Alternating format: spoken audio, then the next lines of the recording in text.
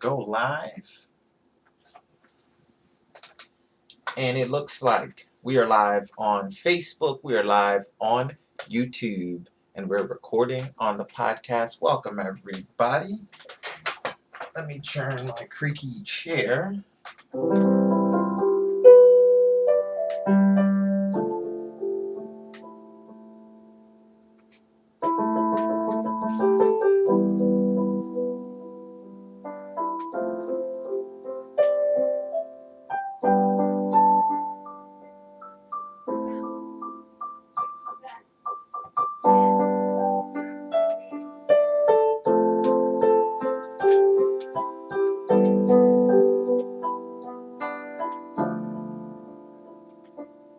Welcome to Shalom's Unsnobby Music Hobby Podcast, where we do all kinds of things, but especially we play live music.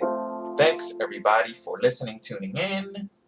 Today, we're going to be doing a little book reading with my lovely wife, and I believe she's going to be reading The Missing Piece. I don't know. Things can change at any time on this wonderful podcast, so be prepared for that.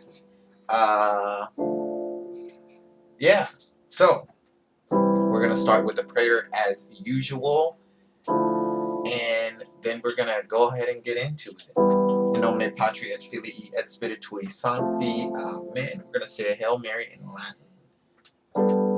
Ave Maria, gratia plena, Dominus tecum, benedicta tu in mulieribus, et benedictus fructus ventris tui, Iesus. Sancta Maria, Mater Dei, ora pro nobis peccatoribus, nunc et in hora mortis nostrae. Amen. In nomine Patri et Filii et Spiritui Sancti. Amen.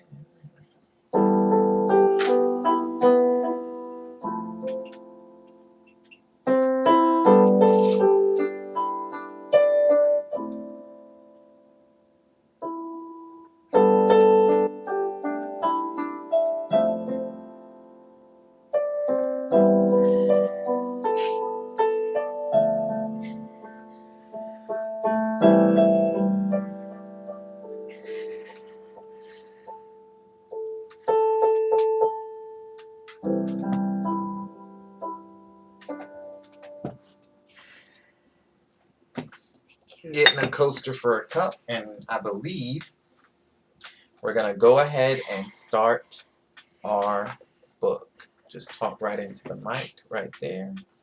The other mic will be pointing to the computer. Alright. Sorry if my voice is a little crackly. I'm a little under the weather. You might have to talk a little louder than that. Okay. Or move closer to them. I try to move it out for you. Let's get the mic very close so my wife can get to go for the podcast. There we go. Hope you guys on YouTube and Facebook can hear, because I haven't been hooking it up to my speaker anymore. I've just been having kind of ambient free noise, so that I hope it sounds good for you guys. But if it doesn't, you can always listen to the podcast later, which will have high fidelity audio. Here we go.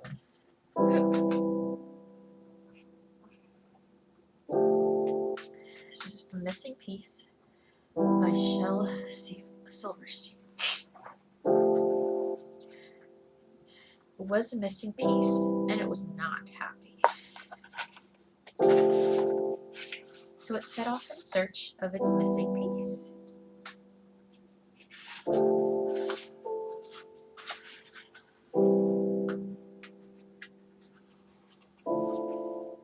And it rolled, and it sang this song.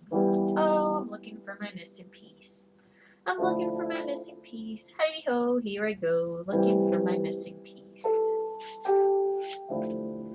Sometimes it baked in the sun, but then the cool rain would come down.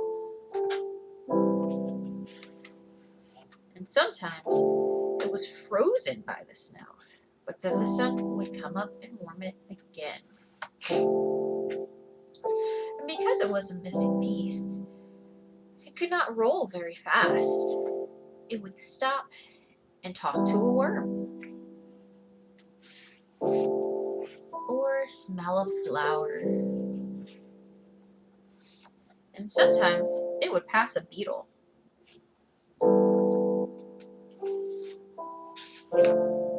And sometimes the beetle would pass it. And this was the best of all. There's a little butterfly sitting on his head. Doesn't tell you that. And on it went over oceans. Oh, I'm looking for my missing piece. Over land and over seas, so grease my knees and fleece my bees. I'm looking for my missing piece. Through swamps and jungles, up mountains, and down mountains.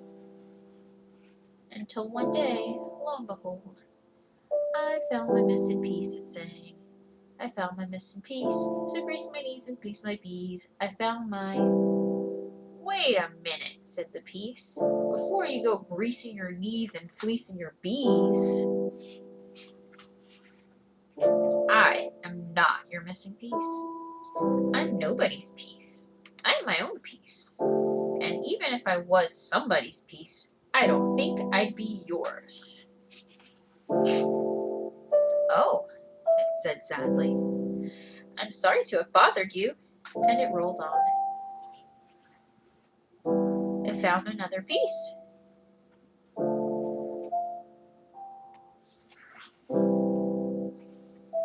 But this one was too small. And this one was too big. This one was too sharp. And this one was too square.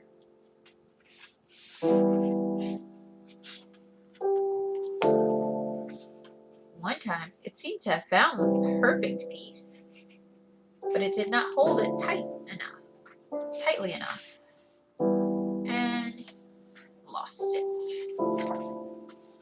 Another time, it held it too tightly and broke it.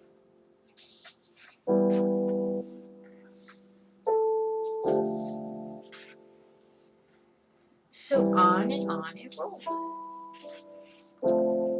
Having adventures, got an arrow in its mouth. That didn't work out. Falling into holes and bumping into stone walls. And then one day it came upon a piece that seemed just right. Hi, it said. Hi, said the piece. Are you anybody else's missing piece? Not that I know of. Maybe you want to be your own piece? I can be someone's and still be my own. Maybe you don't want to be mine? Maybe I do. Maybe we won't fit. Well,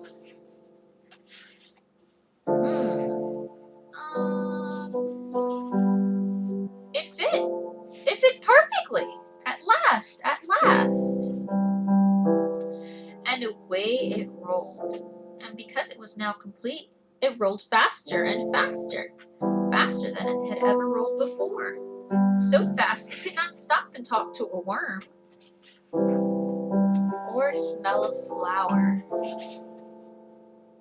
Too fast for a butterfly to land. But it could sing its happy song at last. It could sing, I found my missing piece. And it began to sing, I found my missing cheese. Oomph, grumph, missing breeze. So crease my breeze and bleeze my drees. Oomph, frown.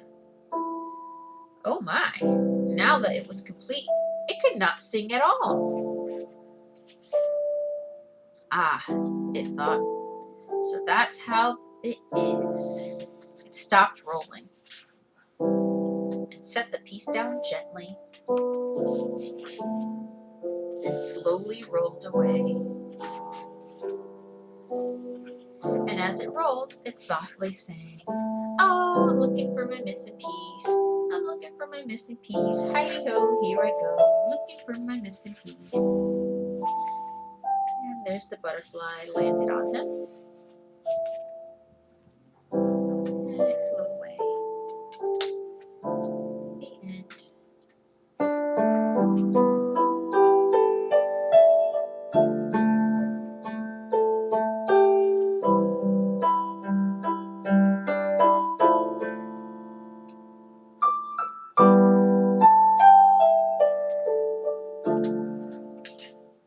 All right. So, what did you think the meaning of the book Missing Piece is? To me, it seems like it could have a couple of different meanings. A couple of different meanings? Yeah, I'll tell you one, then you tell me what you think. Okay, yeah, go for it. So, I feel like sometimes people are always, well, not always, but sometimes people are looking for what they think is going to make them extremely happy. And then when they get it, they're not as happy as they thought they were. Which is what happened to They're this. not as happy as they thought they would be. What that they you would think? be. Okay. Yeah. Which is what I think was happening to this little circle, half-eaten circle. I don't know. Let's show everybody the circle. Okay, let's show on for YouTube, for Facebook. And I would agree with that. I think that it was definitely trying to make the point that what you're looking for isn't always what you might need, or sometimes the thing that you want so bad could end up not turning out good for you. It could end up what's the word I'm looking for? It could end up making things worse or tripping you up. Maybe you're supposed to go left, but once you get, let's say, what a thing that most people want, money. Let's say you want your own business. You want it to really go good, and you want to get all this money, but then now all of a sudden you're only focusing on making more money and not actually focusing on something like, okay, I'm out of debt now and I want to stay out of debt. So instead you say, or something that somebody once told me before, hey, my business is going kind of good, but I want to get more business, so let me go ahead and get this loan so that I can get the equipment I need. And what I tried to tell them was, hey, you don't need a loan. You need to basically get the business before you borrow the money. If you borrow any money, now you're not doing the business because you love it. You're doing the business because you owe somebody. And it's kind of like, oh, I'm looking for my missing piece. My missing piece is the money. I need to get a loan so that my business can go better. But maybe the missing piece is that your business idea isn't good. A lot of people don't like to hear that. And I'm not saying anyone in particular, anybody listening to the podcast, don't think I'm talking about you. I'm just saying in general that sometimes your idea, you don't have enough money for your idea because one, you're not working hard enough, or two, you're not saving enough, or you're not budgeting good, or your idea isn't good. People don't want it. And maybe you don't have any money to buy more equipment because people don't want it. And maybe God's trying to say to you, hey, slow down, reconfigure this, and come back at it with more money and more investment of your own so that you don't go into debt. Instead of saying, hey, I'm looking for my missing piece, here it is, a big loan, let me take it, and now I'm stuck. Yeah. I don't love my business anymore because I have to pay the bank back all the time. I kind of went on a tangent with that, but I was really feeling that. So what, did you have any other thoughts about that? So my second part was, and this is what I tell some people that didn't really want to listen, but with this missing piece, it's not trying to make itself happy. You realize it's searching for something that it thinks it's going to make it happy, but instead of searching for something else outside that you want to make you happy, you got to make yourself happy inside before anything else can fit your little piece to make it better. Yeah, and just to kind of bring it back around, because we're big Catholics, I don't want to exactly say with this kind of idea of, oh, everything you need is inside. I personally don't believe that. I believe that you do need something that isn't external, like worldly. For example, money, cars, clothes, I would say fame. people. Right, people or other people. You need something more spiritual. In our case, would be Jesus Christ. Right. You know, the church, the community we have there, the sacraments like baptism and confession and Eucharist and all that. Those things aren't necessarily external. Those things are spiritual. They're part of the spiritual world, part of the internal world. So I get what you mean, but some people might have been confused as to say, oh yeah, what we have is inside everything we need, which is just not true. You just can't be happy by saying, I'm going to make myself happy. No. Some people have a condition, they literally can't. Some people are be like, happy. I need to go find this relationship Right, that is gonna make person, me happy. Yeah. So I need to go find this guy or I find this girl that's gonna make me happy. And I'm like, if you think that somebody else outside is gonna come in and make you happy without you first being partially complete yourself, then it's not gonna work. And it might not fit, like the book said. They might come in and mess everything up. So yeah, I think that was really good. I really like the book. It's short, but it has a very good message, and you can kind of take what you want from it. And that's one thing that I really liked about a movie that I recently saw that I was thinking about doing a movie review on, and I'm kind of undecided. I kind of want to watch it again, but you know, I went and saw Joker with one of my good friends, Rhodes, and we were gonna do a review right after, but I was just kind of puzzled. Like, it was a really good movie, but it has so many different layers, and like, it's always a good story when there's different layers, when you can kind of come up. Not, I don't want to say like choose your own adventure kind of thing, but it's like, here's the story, but after you're done, you're gonna think so much more about it. And those are always the best stories. Like, same the story with Jesus. It's like, yeah, Jesus was a guy, and he sacrificed himself for the sins of the world. And but at the same time, there's so much more deeper layers to it. Well, why did he say this thing? Why did he say that thing? What did he really mean? Did Judas really have to betray him? Did he have no choice? And like, why did he raise this person from the dead and not that person? There's like so much deeper levels. That's why they call it the greatest story ever told, right? And it was the same way with Joker, and the same way with this book, where they're giving you a story, but they're not saying you have to look at it exactly this way. There's other areas and other ways to kind of look at it that make it really interesting, make you want to come back to it over and over. That's the sign of a good story. Something that you can get something new out of every time you read it, or that you can debate about and have a healthy conversation. Great book, The Missing Piece, and the second one, Missing Piece meets the Big O, which we don't have that one. So there's a second one. Maybe we'll get it one of these days, but I will see if I can chop up this video and put just the missing piece portion and not us talking on. Maybe I will, maybe I won't, because it takes a lot of energy to do all these things, you know, that I don't always necessarily have. But that's one of the reasons why we're doing a short podcast today, for that very reason, because, you know, don't have a lot of energy, but I do want to keep doing it. I want to stay creative, keep pushing myself, and do cool things that, you know, we don't always get to sit and read together. We'd like to read to the kids more, but now they have something like this where they can just hear us talk about a book and read a book, and they can look back at it, you know, and say, hey, that's our mom, that's our dad doing that. So, you know, it is what it is. And that's pretty much it. We're going to do our prayer and close it out. In nomine Patri et Filii et Spiritui Sancti. Amen. Ave Maria, gratia plena, Dominus tecum, benedicta tu in mulieribus, et benedictus fructus ventris tui, Jesus. Sancta Maria, Mater Dei, ora pro nobis peccatoribus, nunc et in hora mortis nostrae. Amen. In nomine Patri et Filii et Spiritui Sancti. Amen. Thank you guys for listening to Shalom's Unsnobby Music Hobby Podcast. Search Shalom Kaysen or the Unsnobby Music Hobby on any of your podcasting platforms, or go to sdkaysen.com to find all my links to all my social media channels. In the meantime, in between time, stay holy, my friends. God love you, and peace out.